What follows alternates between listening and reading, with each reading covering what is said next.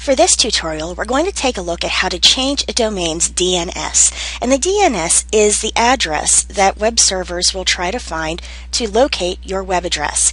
Right now we've bought our web hosting on Bluehost, but to show you this particular part, we're going to change the DNS on GoDaddy, which is where we bought our original domain name. As I've explained in the other tutorials, most of these sites have the same control panel or cPanel setups, so no matter which one you bought, this should be basically the same thing. First, I'm going to go ahead and log in to my domain. Once I'm into GoDaddy, I'm going to go to the domain dashboard of which page I'm trying to work on, and this one is WordPressTutorialHub.com. I'm going to scroll down. This gives me all my domain information, my domain enhancement, and related products. And down at the bottom you'll see the name servers or the DNS manager.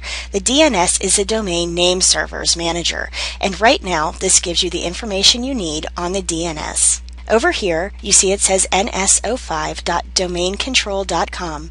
This allows me to set my name servers or to manage my DS records.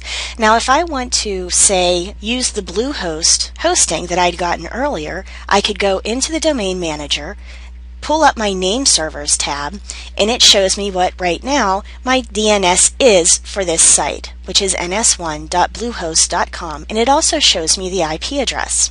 So let's say that we actually bought our web hosting on GoDaddy but had bought our name from Bluehost.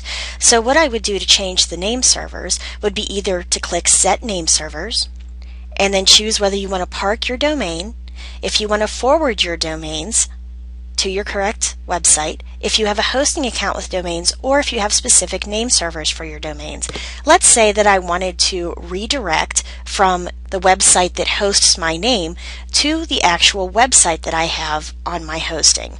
I'd click I have specific name servers, and you'll see it comes up with a combination of letters and numbers, then the name of the site, .com, usually in name server 1 and name server 2. If I go into Bluehost and look into my name servers, it'll give me ns1bluehost.com and ns2bluehost.com. These are my two correct name servers that I wish to change those to. So I'm going to right-click, hit copy. I'm going to go back into my domain manager, go under the name server, and I'm going to paste, either by right-clicking and hitting paste, or Control-V or Command-V, depending if you have Windows or Mac. And I'm going to grab the second one as well, and make sure that I've got the correct name servers under my name server box. You can also add more if necessary. Or as I said, you can forward your domains. So let's say you have an old website and you want all of your domains to forward to your new correct website. You can also click on that and it will show you how to forward your domains so people will be taken to your correct current site. And then click OK. Once that's done, it usually takes between 2 hours and 2 days for your name servers to be set correctly, but that will ensure that if someone comes to your website's name, they'll be taken to your current site. And you can also click on Manage DS Records. Now since I've already put that I'm going to be changing this, it's not going to actually let me do anything with it now. But if you decide to change them in the future, you would just click on that and follow the instructions.